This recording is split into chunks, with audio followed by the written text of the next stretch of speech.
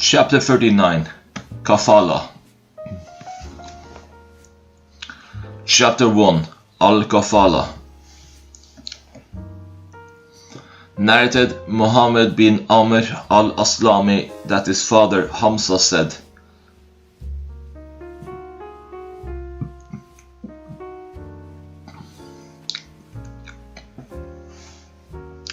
Umar ra sent him Hamza as a zakat collector. A man had committed illegal sexual intercourse with a slave girl of his wife. Hamza took personal sureties for the adulterer till they came to Umar. Umar had lashed the adulterer 100 lashes. Umar confirmed their claim that the adulterer had already been punished and excused him because of being ignorant. Jarir al-Ashat said to Ibn Masud regarding renegade, those who became infidels after embracing Islam. Let them repent and take personal sureties for them. They repented and their relatives stood sureties for them. According to Hamad, if somebody stands surety for another person and that person dies, the person giving sureties will be released from responsibility. According to Al-Hakam, his responsibilities continues.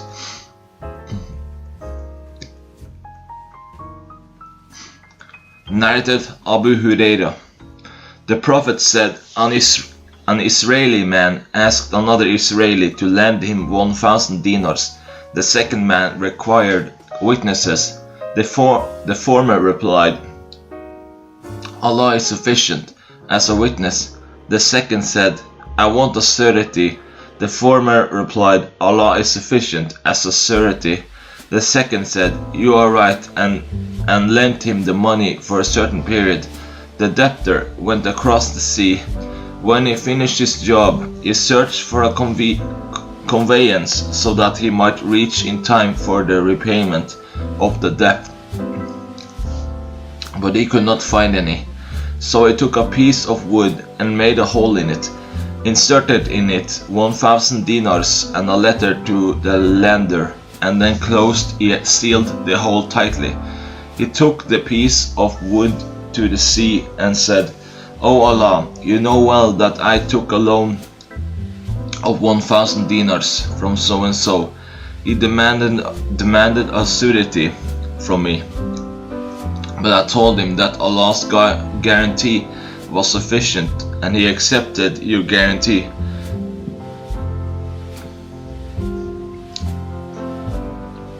He then asked for a witness, and I told him that Allah was sufficient as a witness, and he accepted you as a witness. No doubt, I tried hard to find a conveyance so that I could pay his money, but could not find.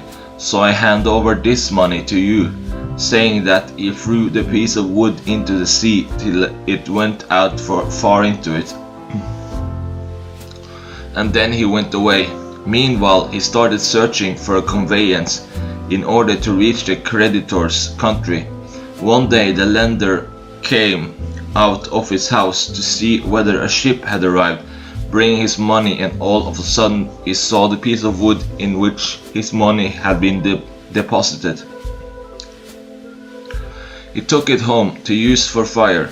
When he saw it, he found his money and the letter inside it. Shortly after that, the debtor came, bringing 1,000 dinars to him, and said, By Allah, I had been trying hard to get a boat so that I could bring you your money, but failed to get one before the one I have come by. The lender asked, Have you sent something to me? The debtor replied, I have told you I could not get a boat other than the one I have come by. The lender said, Allah has delivered on your behalf the money you sent in the piece of wood, so you may keep your 1,000 dinars and depart guided on the right path.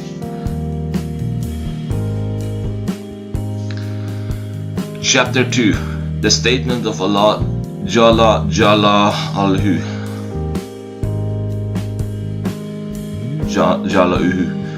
To those also with whom you have made a pledge, give them their due portion to Wasiya. Narrated Sa'id bin Jubair. Ibn Abbas said, in the verse, to everyone we have appointed Muwaliya. Muwaliya means one's heirs.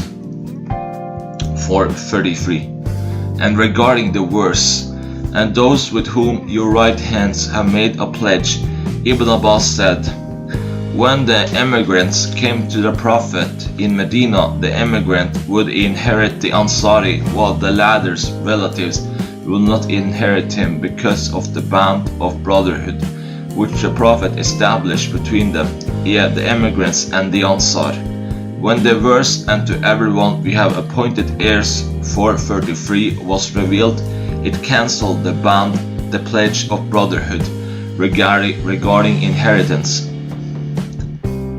Then he said, the verse, to those also to whom your right hands have pledged, remained valid regarding cooperation and mutual advice, while the matter of inheritance was excluded, and it became permissible to assign something in one's testament to the person who had the right of inheriting before. Narrated Anas. Abdurrahman bin Auf came to us, and Allah's Messenger established a bond of brotherhood between him and Sa'd bin Rabi'ah. Narrated Asim. I heard Anas bin Malik, have you ever heard that the Prophet said, there is no alliance in Islam? He replied, the Prophet made alliance between Quraysh and the Ansar in my house. Chapter 3. He who undertakes to repay the debts of a dead person. Narrated Salama bin al-Aqwa. A dead person was brought to the Prophet so that he might lead a funeral prayer for him. He asked, is he in debt? When the people replied in the negative, he led the funeral prayer. Another dead person was brought, and he asked, is he in debt? They said, yes. He refused to lead the prayer and said, lead the prayer of your friend. Abu Qatada said, O Allah's Messenger, I undertake to pay his debt. Allah's Messenger then led his funeral prayer. Narrated Jabir bin Abdullah. Once the Prophet said to me, if the money of Bahrain comes, I will give you a certain amount of it. The Prophet had breathed his last before the money of Bahrain arrived.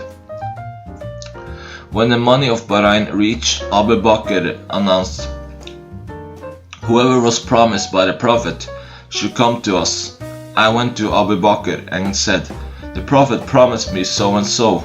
Abu Bakr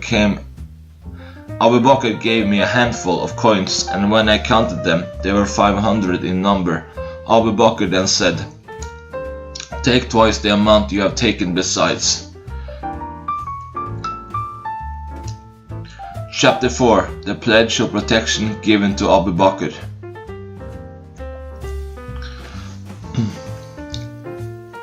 Narrated Aisha. Wife of the Prophet, since I reached the age when I could remember things, I have seen my parents worshipping according to the right faith of Islam. Not a single day passed but Allah's Messenger visited us both in the morning and in the evening. When the Muslims were persecuted, Abu Bakr set out for Ethiopia as an emigrant.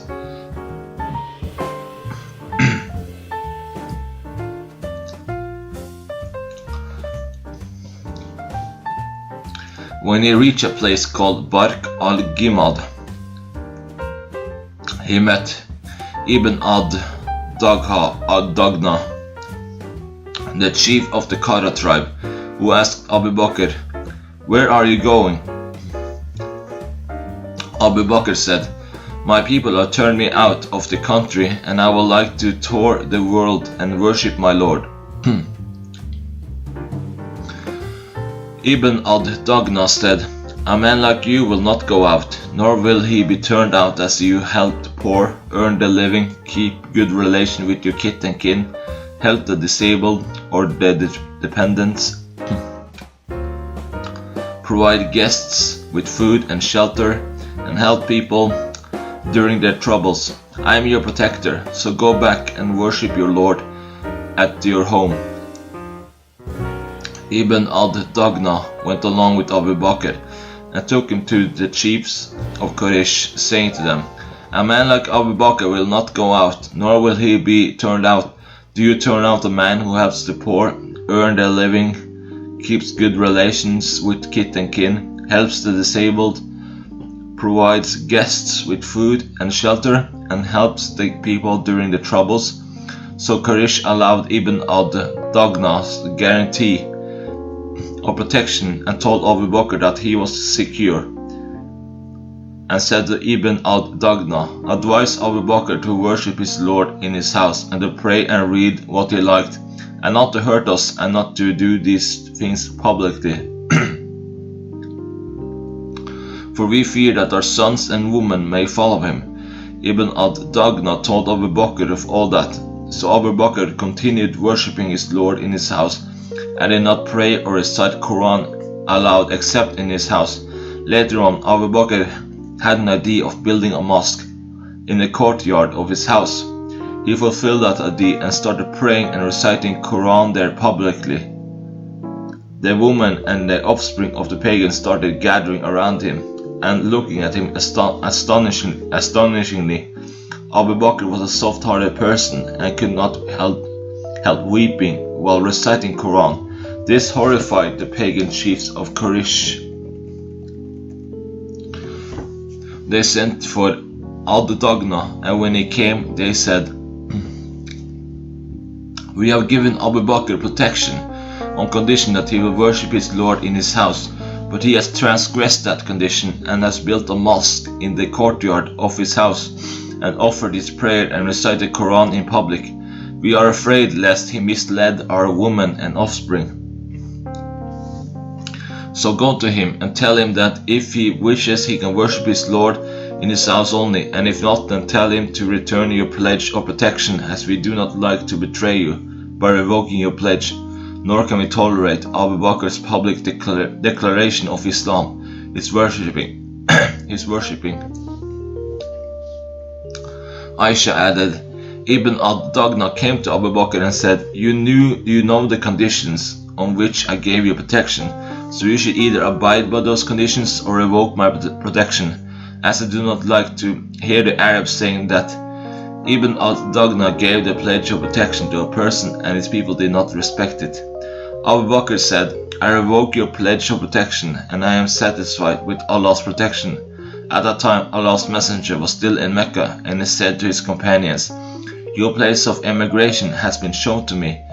I have seen salty land, planted with date palms and situated between two mountains, which are the two Hadas. So when the Prophet told it, some of the companions migrated to Medina, and some of those who had migrated to Ethiopia returned to Medina. When Abu Bakr prepared for emigration, Allah's messenger said to him, Wait, for I expect to be permitted to emigrate. Abu Bakr asked, May my father be sacrificed for your sake. Do you really expect that? Allah's messenger replied in the affirmative, so Abu Bakr postponed his departure in order to accompany Allah's messenger, and fed 2 camels which he had with the leaves of samur trees for 4 months. Chapter 5. Debts. Narrated Abu Hurairah. Whenever a dead man in debt was brought to Allah's messenger, he will ask, Has he left anything to repay his debt? If he was informed that he had left something to repay his debt, he will offer his funeral prayer.